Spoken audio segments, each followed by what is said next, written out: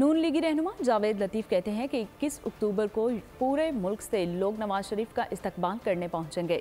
बोले आलमी इस्टेब्लिशमेंट ने कभी भुट्टो, बेनज़ीर भुट्टो और नवाज शरीफ के लिए आवाज़ नहीं उठाई। इल्ज़ाम लगाया कि इसराइल चेयरमैन PTI को बचाने के लिए कोशा है। खुर्रम दस्तगीर ने कहा कि सबसे ज़्यादा लेवल प्लेइंग की ज़रूरत मियां नवाज शरीफ को है।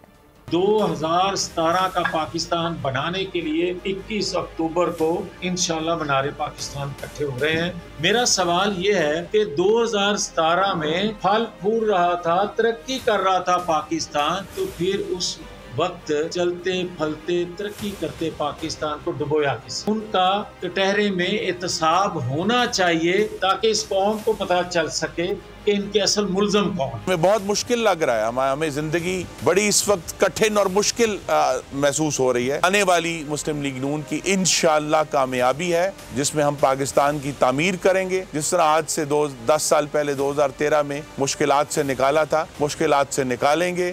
भरपूर अवाम निकलेगी। सताई हुई अवाम उसके नाक़िस पॉलिसियों की वजह से, उसकी इंतकामी पॉलिसियों की वजह से आज पाकिस्तान की आखिरी उम्मीद की किरण है मोहम्मद नवाज शरीफ की लीडरशिप में कि पाकिस्तान को किस तरीके से क्राइसिस से निकाला जा सके।